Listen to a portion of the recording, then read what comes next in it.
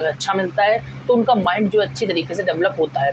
और इसी प्रयास में जो है बिहार की सरकार लगी हुई है। और फिलहाल तो इतनी जो है जानकारी निकल कर आ रही बिहार के मुज़फ्फरपुर से, जो हमने आपको बताई। अब अगली अपडेट दे देते हैं। देखिए, आंगनबाड़ी केंद्रों को काफ़ी समय से बंद रखा जा रहा है, आपको मालूम है। उत्तर प्रदेश में 1 जुलाई से जो है प्राइमरी विद्यालय तो खोले गए हैं, लेकिन आपको बता दें उन्हें बच्चों को बुलाने की अभी आदेश नहीं आई है। और आदेश कब तक नहीं आएँगे, संभवतः सितंबर तक तो आदेश उत्तर प्रदेश में आएँगे नहीं। लेकिन अब आंगनबाड़ी केंद्रों को खोलने का आदेश आया है। अब आया कहाँ से, ये उत्तर प्रदेश की खबर नहीं है दोस्तों, ये खबर है छत्तीसगढ़ की। जी हाँ, छत्तीसगढ़ यानी कि भूपेश बघेल, मध्य प्रदेश माफ़ करना, छत्तीसगढ़ के जो सीएम है भूपेश बघेल, उनकी तरफ से खबर आ रही है। आपको मालूम होना चाहिए छत्तीसगढ़ वही राज्य है जहाँ पर कुछ समय पहले जब कोरोना की सेकंड स्टेज थी, तब भी वहाँ पर जो है सीएम ने ऐलान कर दिया था कि केंद्रों को खोला जाए, विद्यालयों को खोला जाए, कोरोना के नियम का पालन करते हुए खोला जाए। तब काफ़ी विरोध आंगनबाड़ी बहनों ने किया था और उन्होंने कहा था जब बड़े जो है कोरोना का नियम का पालन नहीं कर रहे तो बच्चे कहाँ से करेंगे, ये बड़ा सवाल था, जिस पर जो काफ़ी विरोध हुआ। फिर जो है उन्होंने अपना जो है फैसला वापस ले लिया था।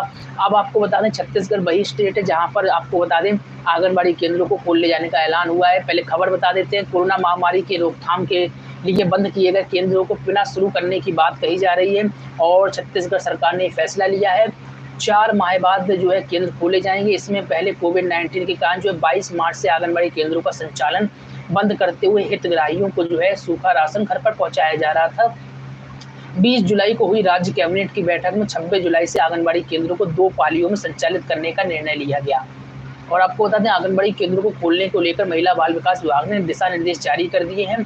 और देखिए दिशा निर्देश में कहा गया कंटेनमेंट जोन या जिला प्रशासन द्वारा बंद का निर्णय लिए गए केंद्रों को जो है संचालित नहीं किया जाएगा। अगर जिला प्रशासन कह रहा है भाई फलानी जगह किसी प्रकार का जो है गतिविधि नहीं होगी तो केंद्र भी नहीं खुलेंगे, जाहिर सी बात है। और बाकी जो है सभी केंद्रों को खोला जाएगा। कोरोना के नियमों का पालन होगा, वही सब रटा-रटाया बयान है। सवाल यहाँ पर है कि इतने छोटे बच्चे कोरोना का नियम का पालन कैसे करेंगे? एक बड़ा सवाल है। और सभी अधिकारियों को दिशा निर्देश भी जारी कर दिए इस संबंध में। देखते हैं आगे क्या कार्रवाई होती है। चलिए अभी तो आदेश है छत्तीसगढ़ आंगनबाड़ी केंद्र खोले जाने को लेकर। अगली बड़ी खबर आपको बता देते हैं, उत्तर प्रदेश के आगरा से निकल कर आ रही है। पुष्टाहार यानी सूखा राशन में लूट मच गई है यहाँ पर। और फतेहाबाद से खबर है, पुष्टाहार वितरण के दौरान आंगनबाड़ी केंद्रों पर जमकर हंगामा हुआ।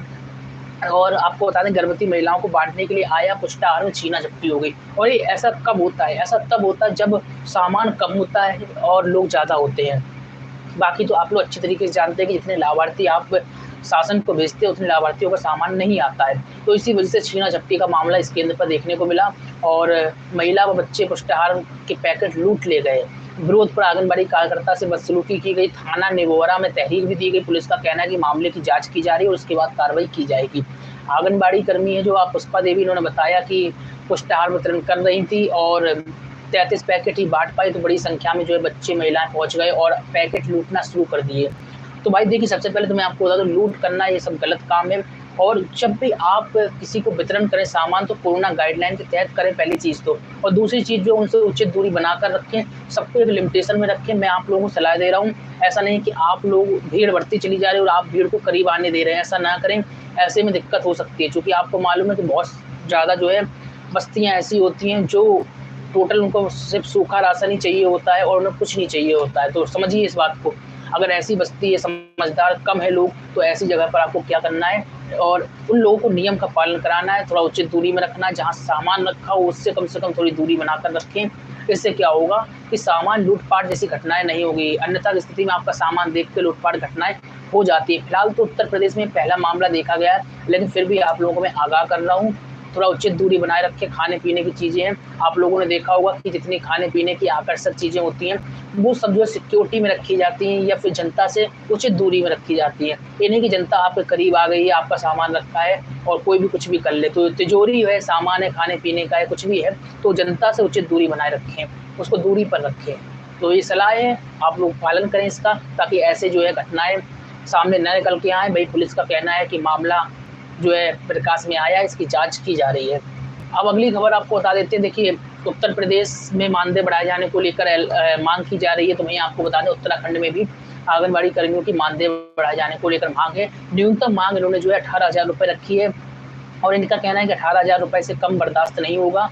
आंगनबाड़ी कार्यकर्ताओं ने मानदेय वृद्धि सहित अन्य माँगों पर जो है विचार ना होने की वजह से नाराज़गी ज़ाहिर की है और कहा है कि कोरोना की फ्रंट लाइन वर्कर के तौर पर वे काम कर रही हैं और इसके 1 मिनट रुकिए।